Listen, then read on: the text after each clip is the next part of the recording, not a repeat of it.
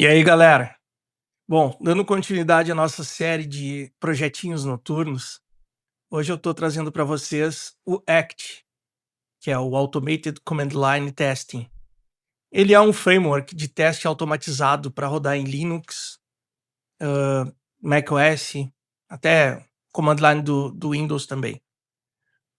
Bom, ele é todo desenvolvido usando Bash e Expect. O Expect é uma extensão da linguagem de programação TCL, que era uma linguagem bastante famosa no mundo Unix lá nos anos 90. Hoje em dia ela é mantida ainda, ela é bastante relevante e basicamente ela serve para enviar um comando, ou um conteúdo e esperar o retorno por um outro conteúdo que você define. Então, com esse controle de fluxo é que esse sistema foi desenvolvido. Algumas features que esse framework tem. Bom, ele conecta por SSH ou shell local. Também dá para estender facilmente para conectar em linha serial, mas hoje em dia eu acho que não tem muita relevância. Ele pode rodar test cases em paralelo, infinitas instâncias em paralelo. Cada instância em paralelo ele pode definir um user diferente para ele conectar, por exemplo.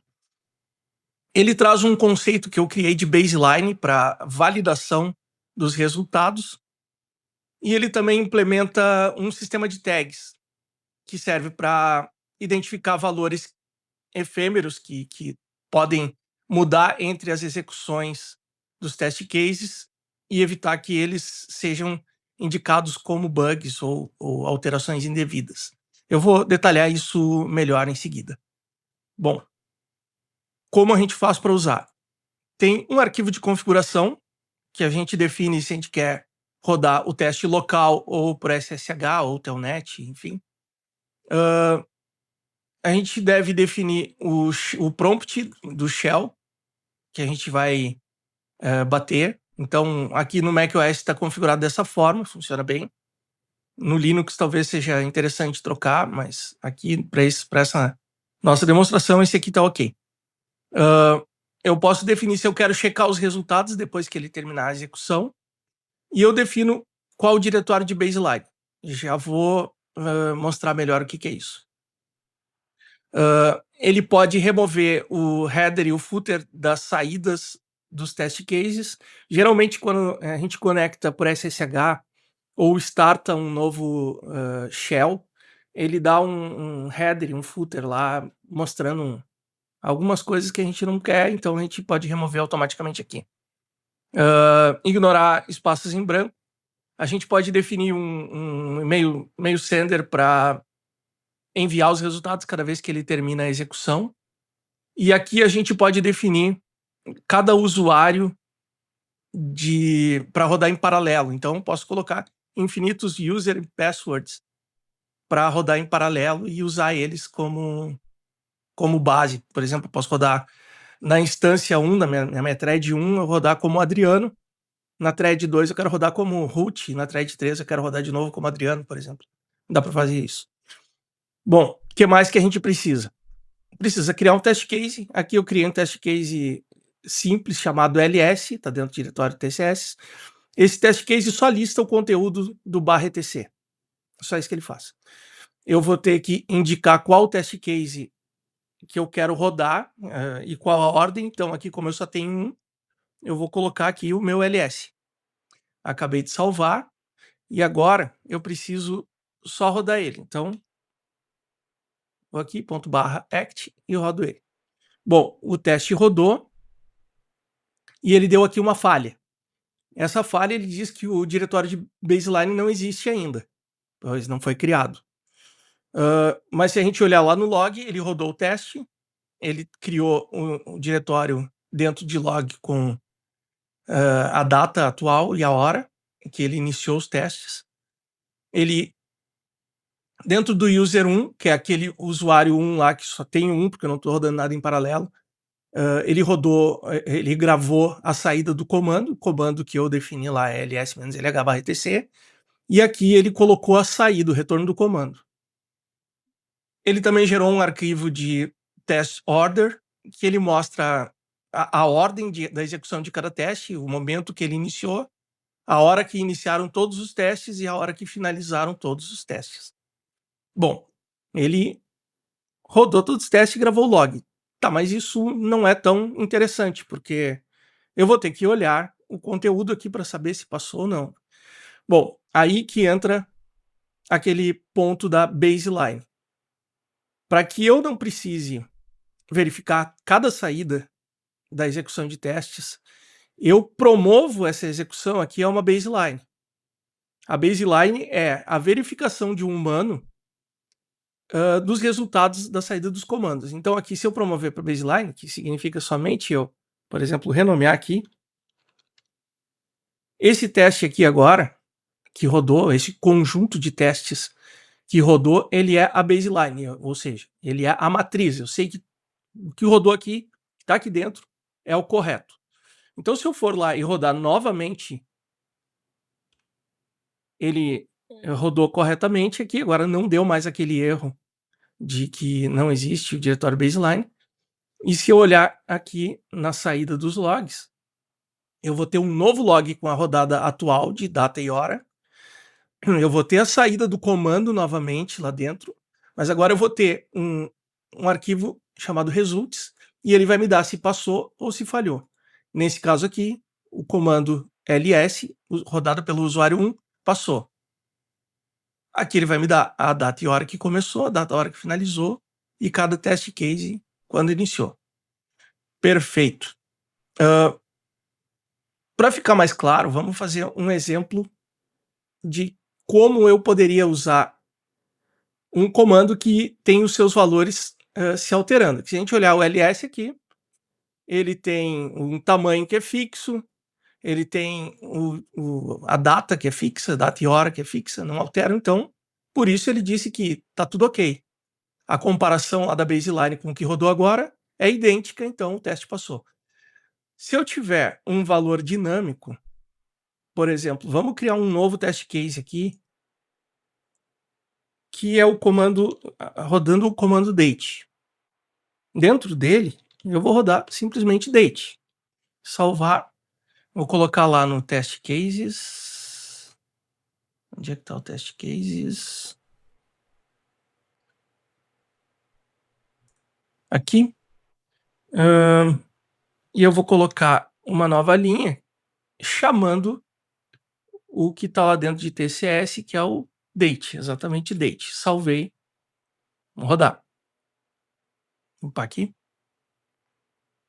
Rodei. Agora rodou o comando ls. Aliás, o test case ls. Dentro do test case ls pode ter N testes, N linhas executando comandos. Aqui, nesse caso, só tem ls. Aqui rodou também o test case date. E aí ele gerou o resultado. Vamos ver lá o que ele gerou. Ele gerou o date, tá aqui. E cada vez que eu rodar vai estar uma hora diferente, né? Então, tende a dar erro. Vamos fazer o seguinte, vou apagar essa baseline. Vamos apagar o teste velho. E vamos promover essa aqui a ser a nossa nova baseline. Ok? Vamos rodar novamente. Ele rodou novamente. E agora lá no log eu tenho a saída do user 1, date ls e tenho results. Agora ele deu que o teste do user 1 ls passou e o teste do user 1 date falhou. Por que ele falhou? Ele vai me mostrar aqui o detalhe. Ele estava esperando que a saída fosse às 21h09, porém a saída foi 21h10:39. Então, ele não bateu com o que foi analisado e virou baseline. Ele disse que é um bug. Ele disse que é um erro. Tá, então eu tenho que verificar cada vez que eu for executar. Isso não tem vantagem nenhuma. Não, aí a gente cai naquele detalhe que eu falei, que é a gente pode usar tags. Eu posso taguear aqui, ó, como esse valor é um time. Então ele vai identificar que é um horário e ele não vai mais falhar. Vou limpar aqui. Rodei de novo. Vamos ver a nova saída. A nova saída, agora ele passou. Ok. Bom, vamos fazer um exemplo um pouco mais avançado. Vamos fazer um exemplo que tenha um dig. Vamos criar um novo comando aqui. Dig. Então tá aqui o dig. Eu vou colocar lá no meu .conf um novo teste dig. E agora eu tenho três test cases. Rodar, agora eu não tenho a baseline ainda. Vai dar erro da baseline. Vamos conferir se a saída foi ok. Não foi ok porque eu não coloquei o conteúdo dentro do dig, né? Então, vou botar dig, google.com, vamos botar uma entrada A. Agora sim. Vou limpar isso aqui, não ficar poluição. Rodar de novo. Agora ele está demorando um pouco mais. Não tem o baseline, beleza, é esperado. Vamos ver no log. Agora no user 1, o dig ele rodou. Tá aqui. Uma saída um pouco mais complexa, né? Bom, vamos transformar isso na baseline e rodar novamente para ver se ele vai identificar algum bug. Aí, o que é que ele traz lá? Results. Agora ele deu que a data modificou e tem vários detalhes aqui que modificaram. E aí entra de novo aquela ideia do tag. Então, vou lá no date, vou botar aqui que é time. Salvei. Lá no dig, o que a gente tem no dig? Vamos ver aqui no results. No dig eu tenho um header, tá trocando esse ID. Então, lá no dig, eu tenho que botar aqui um int. O que mais? Eu tenho outros problemas. Tenho aqui trocando um int e um IP. Então eu tenho que trocar lá. Aqui um int. E aqui um IP. Tem mais alguma coisa? Tem. Query time também tem um int. Query time tem um int.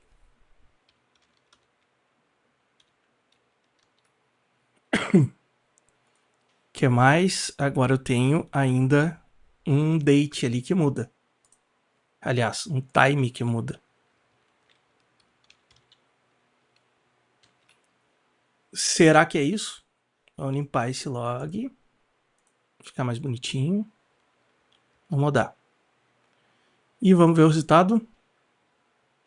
Lá no log. Results. Agora tudo passou. Então, cada vez subsequente que eu rodar, eu vou ter a saída. Posso colocar numa automação, posso colocar num GitHub Actions, posso colocar em qualquer CI/CD, ele vai estar sempre validando aquele resultado.